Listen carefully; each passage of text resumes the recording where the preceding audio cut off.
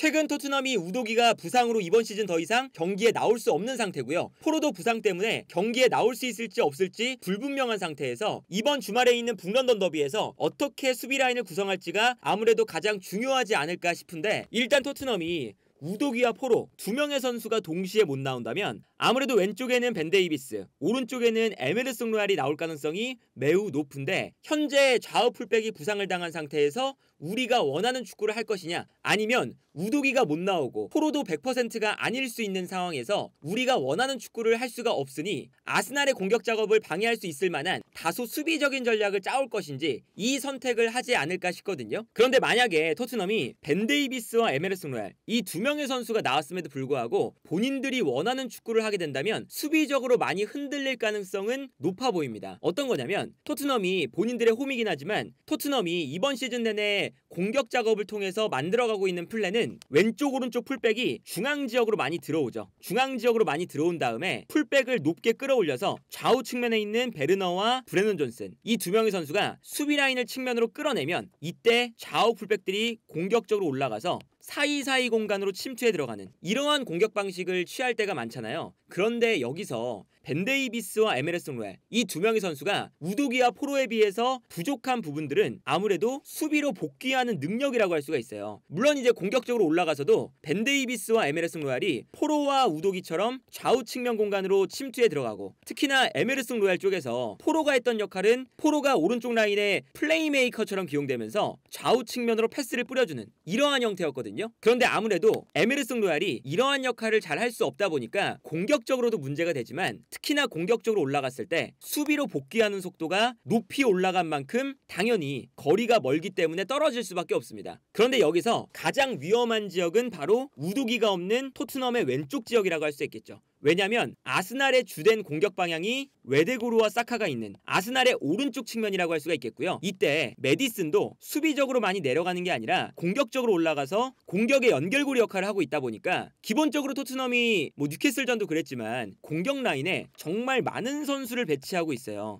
이게 이번 시즌 포스테코글루 감독의 시즌 초반 성공 요인인 동시에 시즌 후반기에 약간 흔들리고 있는 이유 중에 하나이기도 하죠. 너무 많은 공격 숫자가 앞쪽에 배치되다 보니까 토트넘의 라인 한 번만 벗어나면 상대 팀들은 바로 역습을 할 수가 있거든요. 그런데 여기서 아스날은 웨데고르를 거쳐서 뛰어들어가는 사카에게 패스를 보내주는 플레이, 이 플레이가 아스날의 가장 위협적인 플랜 중에 하나잖아요. 그리고 여기서 사카가 넓은 공간에서 볼을 잡았을 때 반더벤이 끌려 나온다. 여기서 사카가 1대1로 돌파를 시도할 수도 있겠지만 반더벤의 스피드와 수비력이 좋기 때문에 굳이 여기서 1대1을 시도하지 않고, 사카가 요즘 잘하는 것 중에 하나가 수비를 본인에게 끌어당긴 다음에 뛰어들어가는 선수에게 연계 플레이를 해줄 때가 많죠. 그래서 만약에 토트넘이 왼쪽 라인에 벤 데이비스를 기용해서 본인들이 원하는 공격 패턴을 그대로 가져간다면, 벤 데이비스를 정말 높은 곳까지 올려서 공격수처럼 활용하는 그런 전략을 가져간다면 아무래도 반더벤 쪽에서 사카와 웨데고르에게 많이 흔들리는 경기가 될 가능성이 높습니다. 그래서 아스날이 역습할 때 보면 일단 당연하게도 웨데고르에게 먼저 패스를 보내주고요. 웨데고르가 오른쪽 하프 스페이스에서 볼을 잡은 다음에 볼을 잡자마자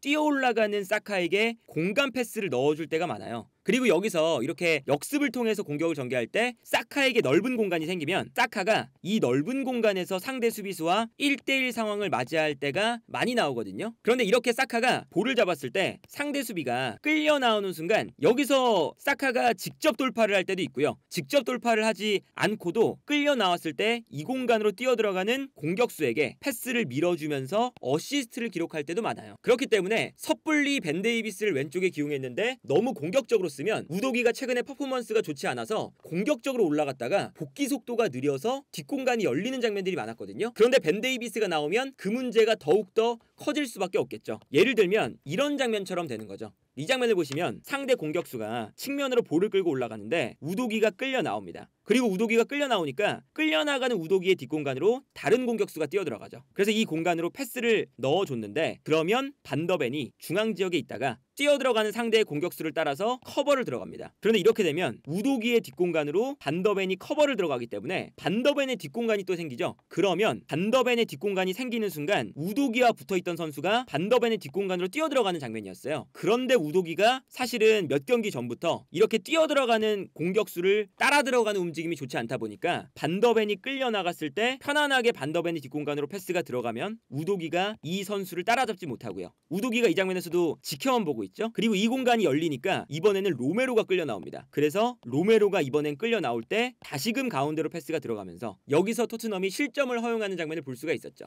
공간이 많이 발생하면 반더벤이나 로메로도 끌려 나갈 수밖에 없는 거니까요. 그리고 사실은 사카 쪽만 문제가 아니라 오른쪽에 있는 마르티넬리 스피드가 워낙에 빠른 선수라서 마르티넬리가 이번 시즌에 밀집 수비를 무너뜨리는 이런 방식에는 약간 어려움을 겪고 있지만 공간이 났을 때 마르티넬리의 직선적인 침투, 볼을 끌고 올라가는 움직임 이런 거는 워낙에 좋은 선수예요. 그러다 보니까 에메르송 로얄도 이제 가끔 가다가 포로 대신 나오면 에메르송 로얄이 직접 올라가서 포로처럼 이제 공격의 연결고리 역할을 할 때가 많은데 만약에 로얄이 여기서 턴오버가 나오고 그런데 수비로 내려가려면 정말 먼 거리를 이동해야 되고 그래서 마르티넬리가 혼자서 이 공간으로 뛰어들어가면 로메로가 당연히 끌려나갈 수밖에 없습니다. 그런데 이렇게 로메로가 끌려나가면 최근에 하베르츠의 장점 중에 하나가 이렇게 마르티넬리나 사카 좌우 측면에서 수비를 끌고 나가면 이때 하베르츠가 공간으로 침투해 들어가면서 좋은 공간에 위치하고 있는 장면들이 많죠. 그리고 여기서 하베르츠가 또 움직이면서 수비를 끌어당기면 오히려 반대편에 공간이 날 때도 있거든요. 이렇기 때문에 사실은 우도기와 포로 이 두 명의 선수를 사용해서 정말 시즌 초반에는 풀백을 이렇게까지 공격적으로 쓸 수 있는 팀이 존재한다는 것에 대해서 프리미어리그의 여러 이제 팀들이 놀랐던 전술이었어요. 포스테코글루 감독이 정말 공격적인 전술을 사용했잖아요. 그런데 이게 문제는 뭐냐면 우도기와 포로 이 두 선수의 기동력 정도가 아니면 이렇게까지 높게 올라가서 공격에 가담했을 때 수비로 복귀하지 못하는 문제가 생기죠. 그런데 포스테코글루 감독은 지난번에도 포로나 우도기가 못 나왔을 때 벤 데이비스나 에메르송 로얄을 기용을 했었거든요. 그런데 똑같은 역할을 주다 보니까 당연히 오른쪽과 왼쪽에서 문제가 생길 때가 많습니다. 그런데 그렇다고 해서 벤 데이비스와 에메르송 로얄이 물론 주전급 정도의 실력을 갖추고 있진 않지만 그렇다고 해서 백업 역할을 하지 못할 정도의 실력을 갖춘 건 아니거든요. 그러니까 예를 들면 아스날에서도 왼쪽에 진첸코가 못 나왔을 때 키비오르가 나왔잖아요. 키비오르가 주전급 실력은 아니지만 백업 정도의 역할은 할 수 있는 선수거든요. 그런데 그때 아르테타 감독은 진첸코가 안쪽으로 들어와서 인버티드 풀백이 되고 여기서 패스를 찔러주는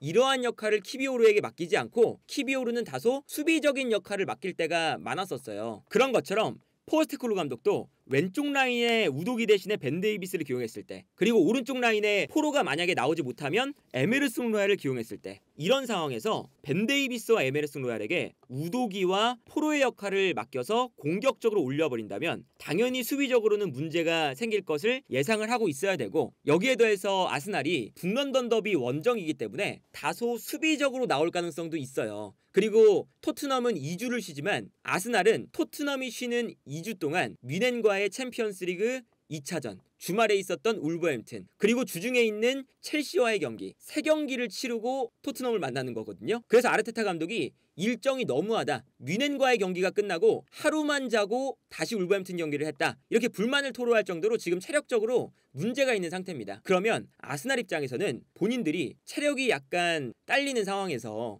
토트넘이 수비적으로 불안함을 가지고 있는 상태에서 올라와 주면 아스날 입장에서는 공격을 하기가 너무나 쉬워지겠죠. 그렇기 때문에 이번 북런던 더비에서 토트넘이 우도기와 포로가 없는데도 공격적으로 올라와서 정말 수많은 선수를 이 라인 사이에 배치하는 건 오히려 아스날을 도와줄 수 있는 플랜이다. 이게 뉴캐슬전에도 나왔거든요. 뉴캐슬전도 뉴캐슬이 부상자가 10명가량 있다 보니까 뉴캐슬의 전략 자체가 원래는 공격적이거든요. 그런데 수비적으로 내려앉을 수밖에 없었어요. 그런데 여기서 토트넘이 공격적으로 경기를 운영하니까 뉴캐슬 입장에서는 굉장히 편안하게 역습을 전개할 수가 있었죠. 예를 들면 이런 장면이죠.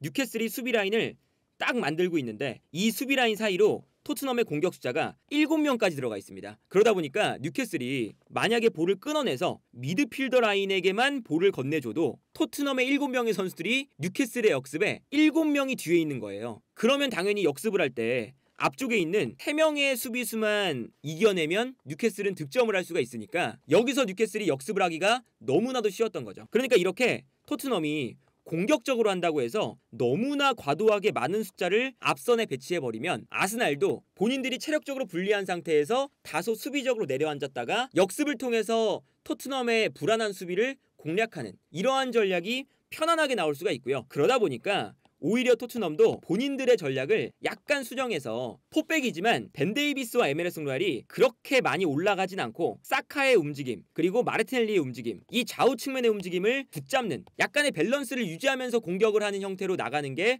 훨씬 더 적합해 보이고요. 뭐 상황에 따라서는 3백도 쓰는 게 가능하겠죠. 뭐 예를 들면 비수마도 최근에 그렇게 좋지 못하다 보니까 비수마 대신에 드라구신을 기용해서 드라구신을 3백의 한 자리에 기용하는 이러한 형태도 나쁘지 않거든요. 왜 그러냐? 뭐 미드필더 라인에 뭐 벤탄쿠르, 메디슨 뭐 이렇게 된다고 치면 아스날이 오히려 공격을 할 때 아스날을 끌어들이는 방법이 토트넘에겐 더 나을 수도 있어요. 왜냐면 하베르츠가 있고요, 웨데고르, 사카, 마르티넬리가 있고 여기에 대해서 공격할 때는 라이스까지 올라오죠. 그러다 보니까 아스날도 공격할 때 5명의 선수를 앞선에 배치하는 형태예요.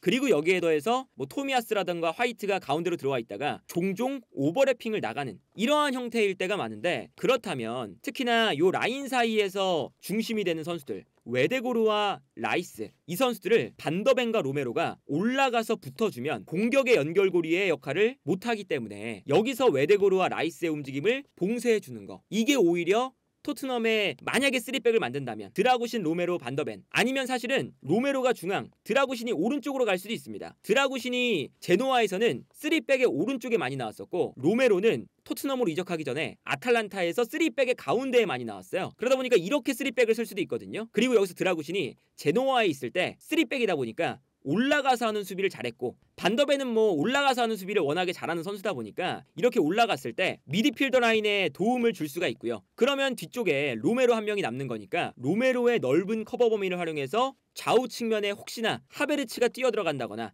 아니면 사카나 마르티넬리가 뛰어들어올 때 이 공간을 로메로가 또 커버를 해주는 이러한 형태로 갈 수도 있는 거죠. 그래서 오히려 이렇게 3백으로 가서 아스날을 역으로 끌어들인 다음에 손흥민의 움직임을 이용하는 이러한 형태가 토트넘에게는 오히려 좋을 수도 있어요. 그리고 1차전에서도 토트넘이 아스날을 상대로 압박을 많이 했지만 사실은 압박에서 좀 밀려서 후방으로 내려앉았다가 손흥민이 뛰어 올라가면서 아스날의 뒷공간을 오히려 물러나게 만들고, 물러났을 때 요 간격이 벌어지면서 이 간격으로 좌우 측면 공격수들이 뛰어들어가는 이러한 형태가 오히려 토트넘이 아스날에게 동점 상황을 만들 수 있었던 포인트였거든요. 그래서 오히려 토트넘이 본인들이 홈이지만 공격적으로 올라가서 포스테코글루 감독이 추구하는 정말 엄청나게 공격적인 그리고 매우 용감한 그런 축구를 하는 것보다는 오히려 아스날을 약간 끌어들인 다음에 손흥민이나 베르너, 브레넌 존슨의 빠른 스피드를 통한 공간 침투를 활용하는 게 더 좋은 선택지일 수도 있다. 그리고 그게 적합한 이유 중에 하나는 아스날의 체력이 좀 떨어져 있는 상태이기 때문에 오히려 아스날이 올라와서 공격을 하다가